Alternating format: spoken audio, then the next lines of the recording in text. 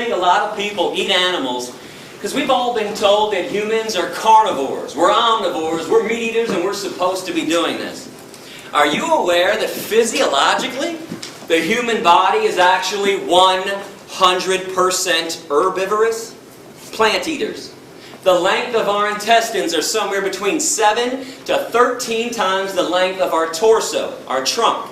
That's the same length of all herbivore animal intestines on this planet. They're very long.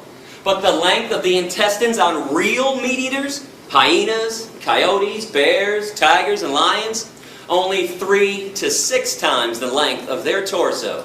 They have a short intestinal tract so they can push through quickly decaying and rotting animal flesh, animal protein, cholesterol, saturated fat, trans fatty acids, which is why it is impossible, I repeat, impossible for any genuine meat eater to ever clog their arteries. Never happens to a real meat eater. What's the #1 killer of humans who choose to eat meat, cheese, milk, and egg? Heart disease from clogged arteries, atherosclerosis. Humans and other herbivores, we sweat through our pores to cool ourselves. We don't pant like dogs and cats and lions to cool ourselves down. No claws on the human hand. Claws are a trademark of the carnivore and the omnivore. We have carbohydrate digestive enzymes in our saliva. Only herbivores possess that, meaning we're supposed to be eating tons of carbohydrates like fruits and vegetables. Our teeth, broad, short, blunt, flat, just like the teeth of other herbivores. And before somebody blurts out, "Hey Gary, what about these canines, dog?"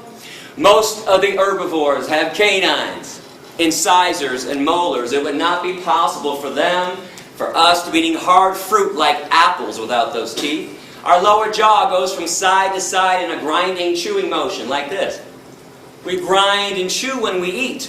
If you grind and chew when you eat like you all do, you are an herbivore.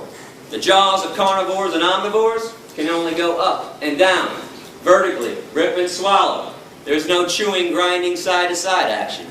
And I'm a fair guy. I mean, if somebody out there truly believes that humans are meat eaters, I'll give you 2 challenges to prove me wrong after class, and please do so if you want. I want you to go outside and locate a squirrel on campus.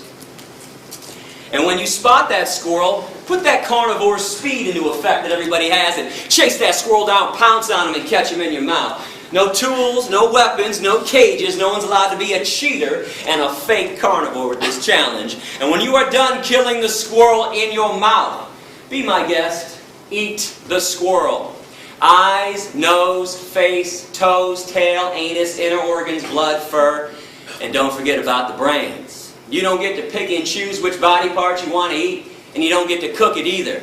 If people want to be real meat eaters, I'd love to see people eat raw flesh from the bone, down to the bone, with nothing left but the bones, day after day after day. And challenge #2, find a 2-year-old child.